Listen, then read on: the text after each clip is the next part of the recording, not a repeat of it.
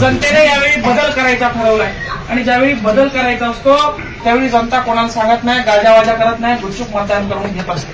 पण काय असतात बाबा, खोटं बोल पण रेटून बोल. नाही आमचा पंजाच निघणार आहे, नाही आमचं कमळच निघणार आहे. आपली पोरं विचारे नवीन आहे, पण आपल्याला अनुभव नाही बाबा. काय सांगितलं तर मी ग्रामपंचायतला उभा होतो, मतदान झालं बाबा. मी असंच अपक्ष फॉर्म टाकला होता. एकीकडे काँग्रेस पार्टी, भाजप पार्टीने अजून एक उमेदवार होता.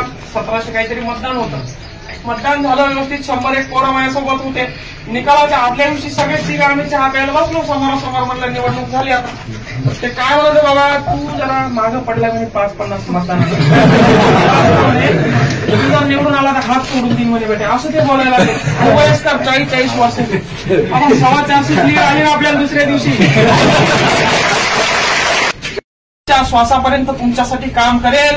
पहिल्यांदा जो शब्द दिलता की तुमच्या विहिरीचा प्रश्न, घरकुलाचा प्रश्न, आपल्या गायगोठ्याचा प्रश्न, आपल्या लाईटचा डीपीचा प्रश्न, अर्ध्या रात्री मला फोन करा. माझा ग्रुप आहे, आपला व्हॉट्सअप ग्रुप तयार ठेवा, आपल्या गावाचे स्पेशल ग्रुप तयार ठेवा, माझा नंबर त्याच्यावर आठ ठेवा. बांधाचं भांडणं सोडून जे काय असेल ते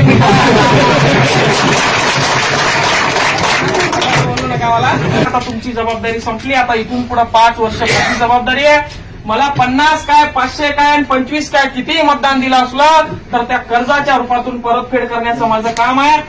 मला तुम्हाला आता सोडायचंच नाही. तुम्ही मला सोडणं का आता काय होते लढाई कुठपर्यंत जाते आपण बघू आता.